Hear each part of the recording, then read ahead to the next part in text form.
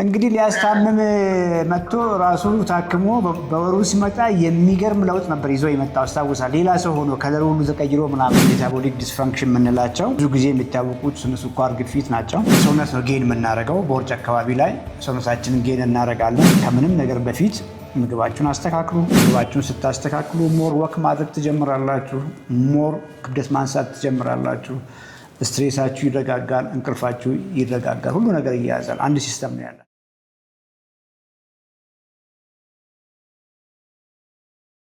እኔም ወደ 11 ኪሎ ቀንሻለሁ። ዌስቴም ወደ 96 አካባቢ ነው እና በቃ በጣም አመጋገባችን በመቀየሩ በጣም ብዙ ለውጥ አለን። በጣም ኢቨን እንጀራ ለሞክርልና ቀመስ ታደርግና ወዲያው በቃ እንትን የሚል ስለሚመስለኝ ፖዝ አደርገዋለሁ። ሌላው ግን በተረፈ በጣም ቆንጆ ነው ዶክተር። በጣም ቴንኪው ልልህ ነው ማለት በቃ ሰላሜን ጤና አሁን ራሱ ደውልልህ እያልኩኝ ነው እና ይሁን የሚሰማኝ ፊሊንግ ይሄ ስኳር ሊመጣ የነበረው ነገር በጣም ተስተካክሏል። ከሞላ ጎደል እሱንም እንነጋገራለን። ግን በጣም በቃ የደም የፕሬሸሩማ በሚገርም እሱ በቃ 90/60 100/60 ምናምን ነው በቃ እና አሪፍ ነው። ቴንኪው ልልህ ነው ዶክተር። በጣም ለውጣችን በጣም አሪፍ ስለሆነ ደስ ብሎኛል። መቅደስ አስታውሳለሁ የጀመርሽ አካባቢ እንዲሁም አንዳንድ ሺዎች ነበሩ በደንብ እናውራ እንደነበር አስታውሳለሁ። እና በስኳሩ የተነሳ እናወራለን። ትንሽ ጉንፋን ነገር ያዝ ሲያደርገኝ ትንሽ የመምጣት እንትን አለው አሁንም ሰምታይምስ ጉንፋን ነገሮች ሲይዘኝ። እሱ ግን የሚገርም ኢቨን ምንም ቢያመው ከ95 እንግዲህ መድኃኒቱን አቁሟል ካላስታወስ ከ98 አያልፍም የሱ። ይገርመኛል። በጣም ብዙ ኪሎ ሜትር ይጓዛል። ምን ይላል። እኔ ግን ትንሽ ጉንፋን ነገር ሲይዘኝ አንዳንዴ ያቺ ነገር አለች። ግልጽ ነው እንግዲህ እሱ ከአንቺ ሞር መስል አለው፣ ጡንቻ አለው፣ ሞር ይንቀሳቀሳል። ስኳር ሜጃ አለው። ሞር ወክ እያደረግሽ አዘ ሴም ታይም ክብደት እያነሳሽ ሰውነት ሲገነቢ እንዳንቺም እንደሱ ፐርፌክት ሆናል። ፊዚካል ለውጡን ንገሪኝ እስኪ። እንደው ማስታውሰው አንቺን ይዞ መጥቶ ሞር እሱን ወደኋላ አስቀርቼው በጣም በቃ ተቆጣሁት፣ ነገርኩት፣ ቤዚክ ነገር አስጨበጥኩት። እንግዲህ ሊያስታምም መጥቶ ራሱ ታክሞ በወሩ ሲመጣ የሚገርም ለውጥ ነበር ይዞ የመጣው አስታውሳለሁ። ሌላ ሰው ሆኖ ከለሩ ሁሉ ተቀይሮ ምናምን። አሁን ደግሞ ሞር በቃ ከዛ ደግሞ በጣም ተስማምቶታል ማለት ሰውነቱ በጣም ቀንሷል። እኔ እንኳን ትንሽ ልፎርሽ ስል እሱ ግን እንዴት ጥንቃቄው ልነግርህ አልችልም። እንትን አይልም፣ ደፍሮ ነገሮችን እንኳን አይቀምስም። በቃ በጣም ኮሚትመንት አለው። ሰውነቱ ደግሞ በጣም ተቀይረዋል። አሁን 3ኛ ወራችን ላይ እንመጣለን ብለን ስላለን ነው። ብቻ በጣም ጥሩ ነው ያለው። ከኔ ፈጥኗል። ጎረምሳ ሆኗል። ያ ጎረምሳ አድርጌ ጎረምሳ ሆኗል። ባክቱ ቴን ሆኗል። ደስ ብሎኛል። ደስ ብሎኛል። ሰላም በይ። ትልቁ ነገር ይሄ ጊዜያዊ ነገር አለመሆኑን በደንብ ታውቂያለሽ አንቺም። ወደኋላ ልሂድ ብትይ አስኬድሽ የሚሰማሽ ስሜት ያገኘሽው ለውጥ ፈጽሞ ወደኋላ ልሂድ እንኳን ብታስቢ አትሄጂም። መስል ቢውልዲንጉንም መቅደስ አለች። አይ ቲንክ እሷ ጋር ኮሚኒኬት አድርጉና ራይት የሆነ ኤክሰርሳይዝ ራሳችሁን ጂም ቤት እየገባችሁ ሳትሰቃዩ ቀላል ቴክኒኮች አሉ። ሰውነታችሁን እየገነባችሁ መቀጠል ነው። በጣም ደስ ብሎኛል። መቅዲ በውስጥ እናወራለን። በቃ ቴንክ ዩ ዶክተር። ዩዥዋሊ ክሊያንቶች እኛ ጋር ሲመጡ ባል ሚስት ይዞ ሲመጣ ሚስት ባሏን ይዛ ሲመጣ ዘሴም ቲንግ ነው የምናደርገው። እንደ ፋሚሊ ሰዎች እንዲቀየሩ እንፈልጋለን። አንዳንዴ ቤተሰቦች ልጆቻቸውን ይዞ ይመጣሉ። ወፋፍራም ልጆች ይዞ ይመጡና ለልጅ ነው የሚመጡት እነሱ። ያ ልጅ ግን ኦልሬዲ እዚያ ቤት ውስጥ እየሆነ ያለ ነገር ስላለ በቤተሰቡ መንገድ ተመግቦ ነው የወፈረው። እንደ ቤተሰብ ፋሚሊ ጋይድ አድርገን የቤተሰብ ላይፍ ስታይል እንዲቀየር ስናደርግ ብዙ ጊዜ ሰክሰስፉል እንሆናለን። ይህንን ከግንዛቤ ያስገቡ። ቤታችሁ ውስጥ አንድ ሰው ሜታቦሊካሊ ሲክ ሲሆን ወይ ሲወፍር ከውፍረት ከፍ ብሎ እነ ግፊት፣ ፋቲ ሊቨር፣ ስኳር ሲመጡ ያንን ሰው ለብቻው አስኢፍ ምናወራው ጤናማ መንገድ ብለን ምናወራው ለታመመ ሰው ብቻ ይሆን ይመስል ለዚያ ሰው ብቻ ምግብ ለይቶ ማዘጋጀቱ ፈጽሞ ትክክል አይደለም። እንደ ቤተሰብ ለመቀየር ሞክሩ። የምናወራው መንገድ ፕሪቬንሽን ነው። ሰዎች እንዳይታመሙ ከታመሙ በኋላ ጤናማ በሆነ መንገድ ሳይጨነቁ ጠግቦ እየበሉ ሰውነታቸውን እንዲመግቡ የመገቡትን ሰውነት በደንብ እንዲያንቀሳቅሱ ጡንቻ እንዲገነቡ እንቅልፋቸው ላይ ስትሬሳቸው ላይ እንዲሰሩና ሄልዝ ቫይታሊቲያቸውን በደንብ ሪጌን እንዲያደርጉ ስለማድረግ ነው። ሁላችሁንም ይመለከታል። ሊዲያ ገብተሻል። ኮፒ ሊንክ ታፕታፕ ሼር አድርጎ ጋይስ 10 ሺህ እንኳን አልገባንም። የሚገርም ነው። ቶሎ ታፕታፕ አድርጎ። ሊዲያ ይሰማሻል? ሄሎ፣ ሰላም ዶክተር፣ እንዴት ነሽ? እግዚአብሔር ይመስገን። ይታወቃል ይሄ ፕሮግራም? አዎ አውቀዋለሁ። ጀምሬ ነበር ከዛ ቆምኩት። አሁን ደግሞ ጀምሬ ያለው መልሼ ማለቴ እየተከታተልኩ ምግብ እንደምትልከው እበላለሁ። ኢሹ አለ እስከዛ ድረስ የምናወራበት ጤናሽ ላይ የገጠመሽ ነገር አለ? አዎ ታይሮይድ ነው። ታይሮይድ ሎው ነው እና ስትረስ ያረግብኛል። በቃ ድካም አለኝ በጣም። ደረጃ ስወጣ አጥንቴ የሆነ ይነቃነቃል። ኪሎ በጣም ጨምረዋል። ኢቭን ፐሬዴ ተዛብተዋል። ፀጉሬ ሎስት አድርጌያለሁ። ፊቴ በቃ ሁሉ ነገር ተጎድቷል። እንደ እድሜ አልመስልም እና ይሄ በጣም ያሳስበኛል። ስንት ዓመትሽ ነው አሁን? 29። ልጅ ነሽ ገና። ኪሎሽ ስንት ነው? 98። አይዞሽ፣ ምንም ችግር የለውም። ቁመትሽ ስንት ነው? ቁመቴ ሹር አይደለሁም ግን 164 እንደዛ ሜትር ከ64 ማለት ነው። የእኛም ፕሮግራም ሳትከታተይ በፊት እንደው ምን ይመስል ነበር አመጋገብሽ፣ አኗኗሪሽ? አንድ ሰውዬ በጣም ሲያመሰግን ሰምቼ እና ሲበላ የነበረው ጎመን በስጋ ነው፣ ቀይ ስጋ እና በጣም እንደዛ በላ ነበር። እንደን ጎመን ከእንትን ስዊት ፖቴቶ ሳልመን በላ ነበር። እንደዚህ ነው። ለውጥ አየሽ እሱን ስታደርጊ? ያ ምክንያቱም እርጉዝ ነበርኩኝ፣ ያኔ እርጉዝ ነበርኩኝ። ለውጥ አየሁኝ። ከወለድኩ በኋላ ግን በቃ ምንም አመጋገቤ ባስተካክልም ኪሎ መቀነስ አልቻለም እና እንደዚህ ነው ያለው። አሁን በቃ ቀጥለጥ ብዬ መቀነስ ነው የምፈልገው። ሜታቦሊክ ህመሞች ወይ ሜታቦሊክ ዲስፋንክሽን የምንላቸው እንግዲህ ብዙ ጊዜ የሚታወቁት ስኳር፣ ግፊት ናቸው። መጀመሪያ ግን ሰውነት ነው ጌን የምናደርገው። በውርጭ አካባቢ ላይ ሰውነታችንን ጌን እናደርጋለን። እሱን ተከትሎ ግፊት ከፍ ይላል፣ ስኳር ከፍ ይላል፣ ኮሌስትሮል ላይ ትራይግሊሰራይድ ዝቅ ይላል፣ ኤችዲኤል ከፍ ይላል። እያለ ነው እንግዲህ ብዙ ነገራችን እየተጎዳ የሚሄደው። እንግዲህ እንዳያቸዋት እቺ ልጅ ፀጉሬ ይረግፋል፣ ፊቴ ላይ ብዙ ለውጥ አለ፣ ያለ እድሜ እርጅት ግርጅፍ ብዬ ያለው ሃይፖ ታይሮይዲዝም አለኝ፣ ብዙ ነገር ነው የነገረችን።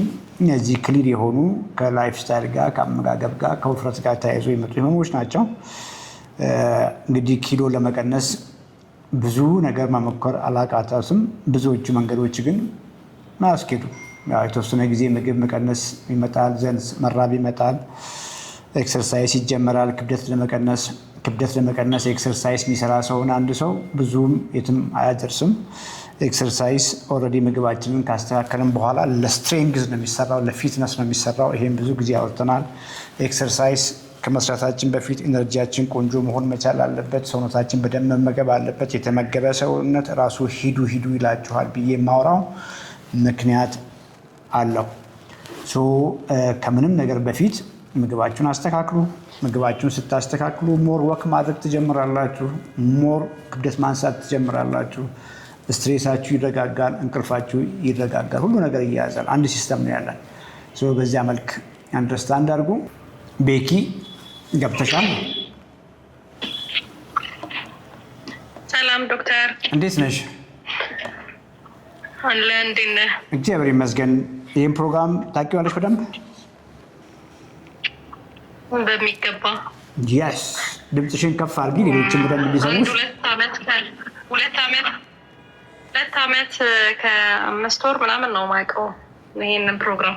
ጉድ ራስሽን ብዙ ጊዜ ዩቲዩብ ላይ አያለሁ፣ አዳምጥሃለሁ በጣም እና የምትላቸውን ነገሮች እንዳለ ስቲል እየሞከርኩ ነው። የሆነ ግን 4 ኪሎ 5 ኪሎ ቀንስና ከዛ ደግሞ ያው ወተር ዌይት ይሆንብኛል መሰለኝ፣ አላውቅም። በጣም ድርቀትም ያስቸግረኛል። እናወራለን። ዋናው ነገር በትክክል እያረግሽ ነው ወይ አይልሻለሁ። 2 ደግሞ ኮንሲስተንሲ ግድ ነው፣ ምግብም ላይ እንቅስቃሴም ላይ የጡንቻ ኤክሰርሳይስም ላይ። እነዚህ ኮምባይንድ የሚሆኑ ነገሮች ናቸው። ከዚያ በፊት ግን ራስሽን አስታውቂ።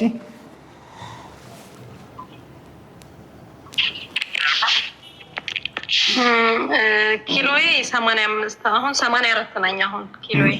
እድሜሽ? ቁመቴ ሜትር 56። እድሜ 30። እድሜ 30። እስካሁን የሚታወቅ ነገር አለ? እንግዲህ ውፍረት የሚታወቅ ነገር አለ ጤናሽ ላይ?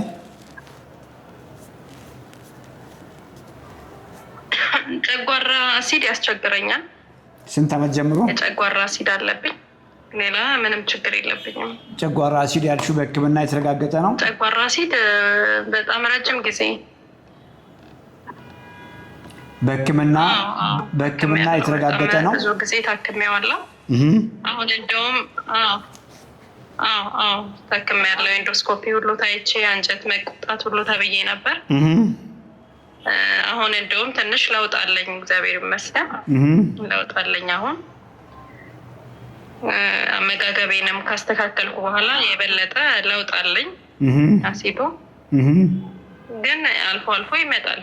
የሚቆመጥጥ ነገር ነው በጣም የሚመጣው ወደ ላይ። ድርቀትም እንደዛው ያስቸግረኛል። ድርቀት ኢንዶስኮፒ ቼክ አድርገውሻል? ሌላ ነገር ደህና ነኝ። ኢንዶስኮፒ ታይተሻል? ኢንዶስኮፒ ታይቼ አንጀት መቆጣት ተብያለሁ። ጨጓራ ላይ ነው? ምግብሽን ስትቀይሪ ለውጥ ይኖርሻል? አሁን በጣም ለውጥ አለኝ። ምግቤን አመጋገቤን ቀይሬ ይሄ እንጀራ፣ ሽሮ፣ ቅመም ምናምን ስፓይሲ ነገሮችን ምናምን ስቀንስ ለውጥ አለኝ። ከመመገቤ በፊት ውሃ እጠጣለሁ ምናምን፣ እሱ ነገር ላይ ለውጥ አለኝ። አሲዱ ቀንሷል። ምግብሽን አሁን በምናወራው መንገድ ቀይረሽ ነው የምትመገቢ? በራስሽ መንገድ ነው? አንተ በምታወራው ነገሮች በብዛት ፕሮቲንን ቅድሚያ መመገብ በምትለው እሱን ወስዳለሁ። ግን የሆነ እንዳልኩ ነው 3-4 ኪሎ ቀነሰና ከዛ ወይ ይቆማል ወይ የሆነ አለ አይደል? እንደዛ ነው። ኦኬ በትክክል እያረግሽ ነው? ይደክመኛል፣ ፀጉሬ ሳስቷል። በትክክል እያረግሽ ቢሆን ፈጽሞ ፀጉር አይሳሳም። ዛሬ የበላሽውን እንይልሽ። እሺ ቁርስ ላይ ዛሬ የበላሁት 2 የተቀቀለ እንቁላል ከአይብ ጋር ነው። አይብ እና ብሮኮሊ አድርጌ ነው የበላሁት። አይቡ ምን ያክላል?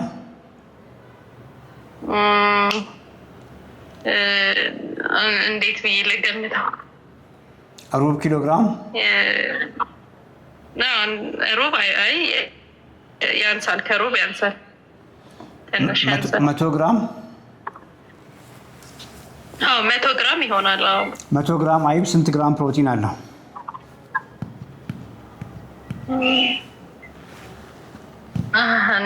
ማወቅ አለብሻ።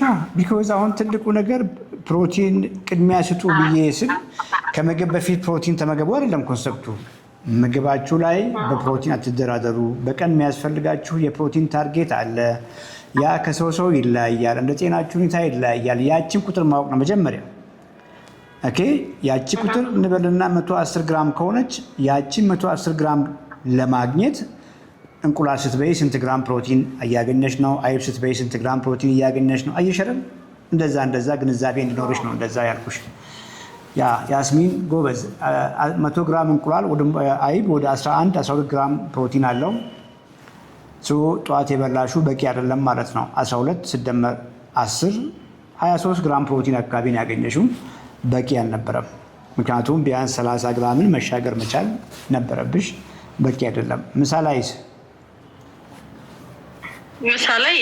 ቀይ ስጋ በእንቁላልና ጎመን ከጎኑ አለው። ስጋው ምን ያክል ነው?